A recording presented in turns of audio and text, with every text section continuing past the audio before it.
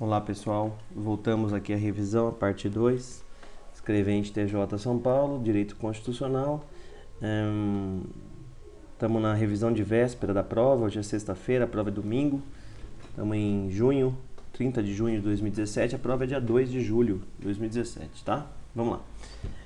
O bloco 2 aqui, eu vou tratar da administração pública, artigo 37 a 41, que também cai para vocês. Eu vou pegar alguns pontos que eu considero importantes a gente revisar. Os pontos são os seguintes. Primeiro ponto, administração pública direta e indireta de qualquer dos poderes da União, Estados, DF, municípios, obedecerá aos princípios da legalidade, impessoalidade, moralidade, publicidade, eficiência, o LIMP, tá? Ingresso em cargo ou emprego público. A investidura em cargo ou emprego público depende de aprovação prévia em concurso público, de provas ou provas de títulos, de acordo com a natureza e complexidade do cargo ou emprego, na forma prevista em lei, ressalvadas as nomeações para cargo em comissão, declarado em lei de livre nomeação e livre exoneração. Portanto, o ingresso em concurso público depende em regra de o ingresso em cargo ou emprego público depende em regra de concurso público e não depende de concurso o ingresso para cargo em comissão. Esse é livremente nomeado e livremente exonerado. O prazo de validade do concurso de até 2 anos, eu sempre fixo com vocês para tomarem cuidado com até 2 anos. Prorrogável por uma vez por igual período. Durante o prazo improrrogável previsto no edital de convocação, aquele que for aprovado em concurso de provas ou provas de títulos será convocado com prioridade sobre novos concursados para assumir cargo ou emprego na carreira, tá?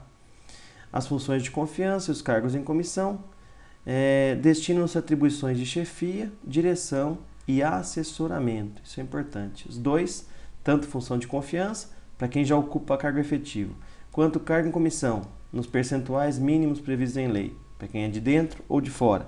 Destinam-se ambos, função de confiança e cargo em comissão, a direção, chefia e assessoramento.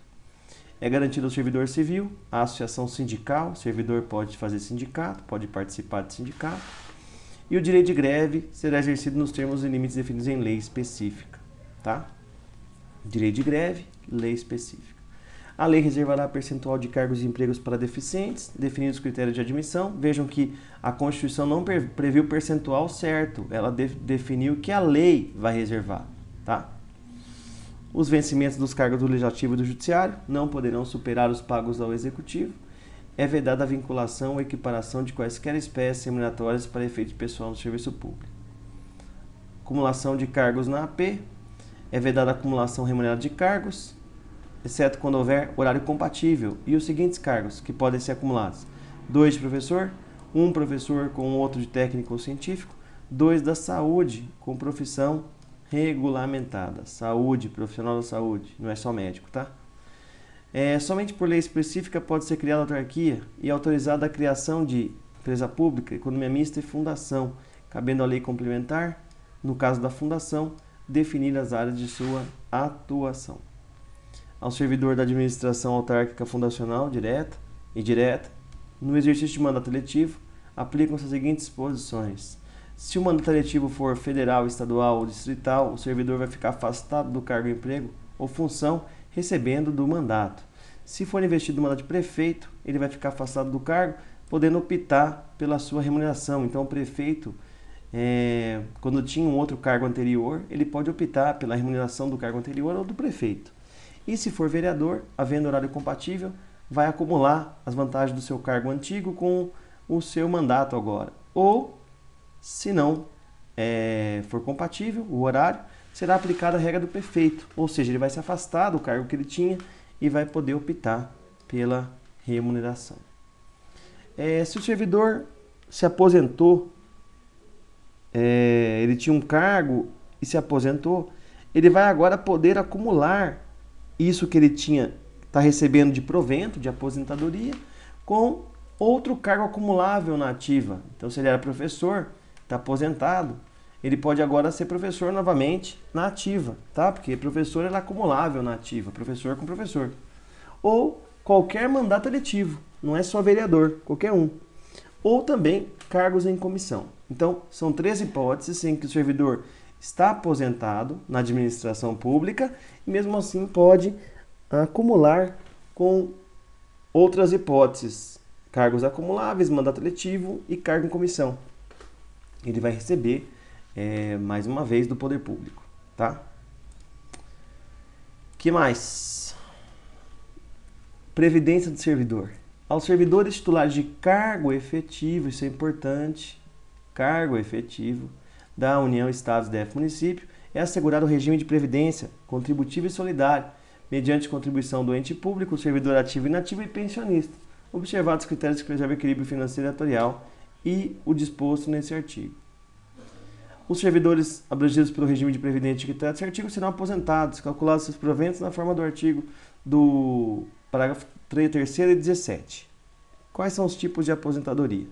Primeiro é por invalidez permanente. O servidor vai receber proventos proporcionais ao tempo de contribuição, exceto se for acidente de serviço, moléstia profissional, doença grave ou contagiosa ou doença incurável na forma da lei. Nesses casos aqui, o servidor recebe proventos integrais e não proporcionais ao tempo de contribuição. A compulsória se dá com proventos proporcionais, no caso de servidor que completa 75 anos de idade, cuidado que homem ou mulher, tá? Tanto faz. Aposentadoria voluntária, desde que o servidor cumpra 10 anos de serviço público e 5 no cargo em que se dará a aposentadoria. Nesse caso, ela pode ser integral ou proporcional. Integral, homem 60 de idade, 35 de contribuição. Mulher 55 de idade, 30 de contribuição.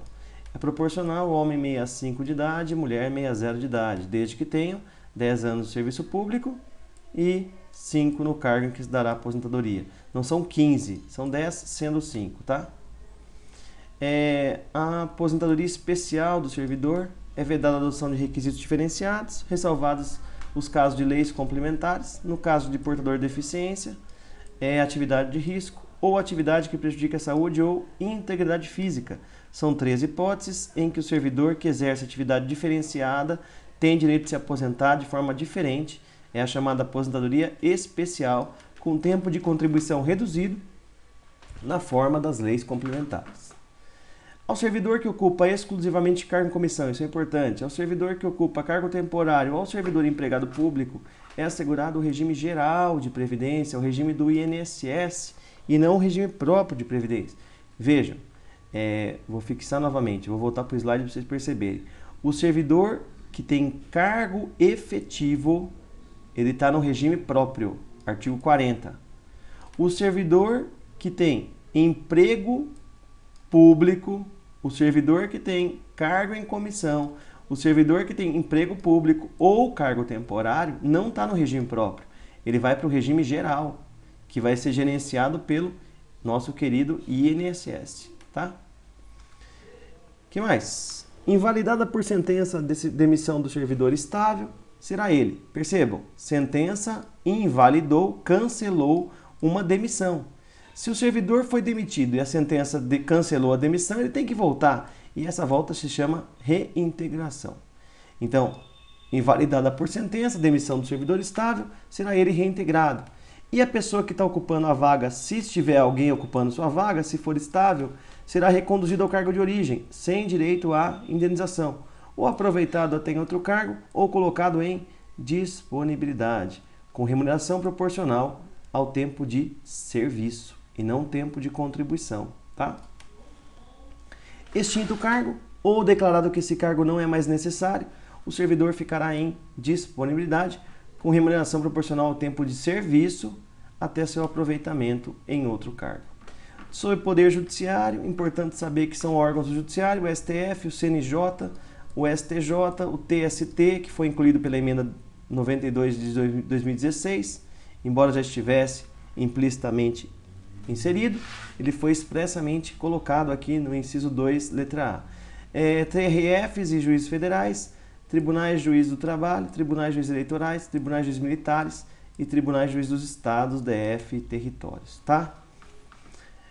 Presta atenção que o Tribunal de Contas, o Ministério Público e a Defensoria Pública não integram o Poder Judiciário, eles não estão aqui nesse rol de órgãos que integram o Judiciário. Para terminar, o STF, os Tribunais Superiores e o CNJ têm sede, localização física na capital federal, e o STF e os Tribunais Superiores tem jurisdição em todo o território nacional. Não foi inserido o CNJ também nessa hipótese aqui, porque o CNJ não exerce jurisdição. O CNJ tem papel de fiscalização ou controle administrativo e financeiro do Poder Judiciário. Tá bom? Espero que vocês tenham uma boa prova. Espero que vocês tenham muito sucesso e não desistam, né? Como está aí no slide de vocês, sucesso depende de vontade, ação e dedicação. Vontade, ação, dedicação. Lembre-se sempre disso, tá bom? Um grande abraço para todos e até mais.